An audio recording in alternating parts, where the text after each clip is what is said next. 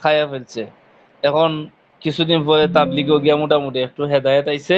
এখন বলতেছে না তার মালটা ফেরত দিতে হইব। তখন কি করতে হইব? বাজারে যেয়ে কিনা দিতে হইব। তো এগুলা আদা হয় কিন্তু আদায়ে কামিল হয় না, আদায়ে কাসির হয়। বুঝতেছেন তো ভাই সবাই? না কারো কোনো জি অসুবিধা হচ্ছে? জি জি, বুঝতে পারছি হুজুর। হুম? ইসমাইল? জি, বুঝতে পারছি। এটা কি আচ্ছা। বলা যাবে হুজুর যে আদা কামিল এবং আদা কাসির এই হ্যাঁ। দুইটা জিনিস কোন ইবাদতের গুণগত মান নিয়েই আলোচনা করে? এটা কি ঠিক হবে নাকি?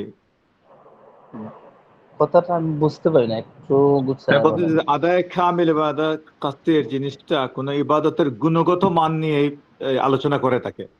না, ও এটা স্বয়ং সম্পূর্ণ বা পরিপূর্ণতা নিয়ে আলোচনা করে, গুণগত নয়। এটা এটা ওই বুঝতে পারছি আমি। আপনার প্রশ্ন আমি বুঝতে পারছি।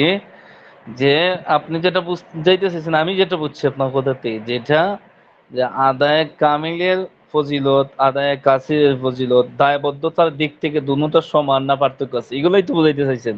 জি, আমি আদায় কামিল বলতে পারফেকশন বোঝাচ্ছে, আর কাসির বলতে একটু ত্রুটিপূর্ণ জিনিস বোঝাতে চাচ্ছে। এটা তো গুণগত ব্যাপারই আপনার।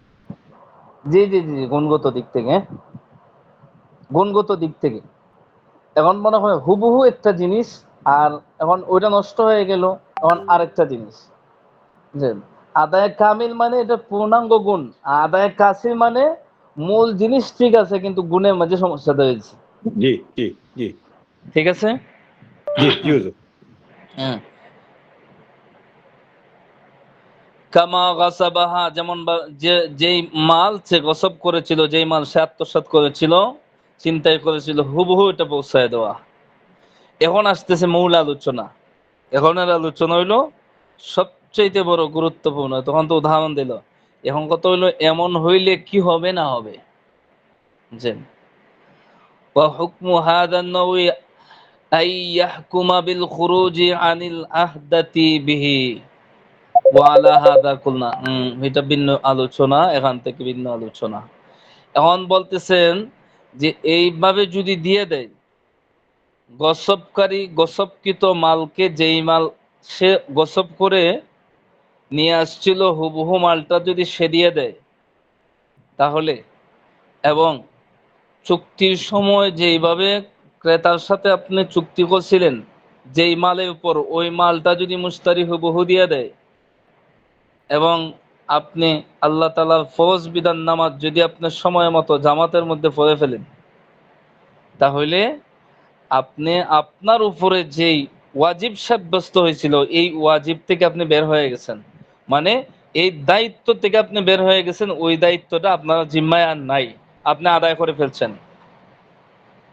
কথা বুঝছেন নি? এই প্রকারের হুজুর হুকুম হইল এটা। আর একবার বলেন তো হুজুর সেটা। বিষয়টা হলো, গসবকৃত পণ্য যদি হুবহু আপনি মালিকের কাছে পৌঁছাই দেন, কথা বুঝছেন? জি এখন এটা তো আপনি হুবহু পৌঁছাই দিছেন, তাহলে এটা জি আপনার জিম্মায় আর কিছু বাকি নাই। আপনার জন্য ওয়াজিব আছে যে এটা আপনি তার কাছে তার মালটা পৌঁছায় দেওয়া। এখন আপনি হুবহু পৌঁছায় দিচ্ছেন, সুতরাং আপনি ওয়াজিবটা আদায় করে ফেলছেন। আপনার উপর এখান দেখেন, ক্ষেত্র বিশেষ ওয়াজিব ফরজ আসবো।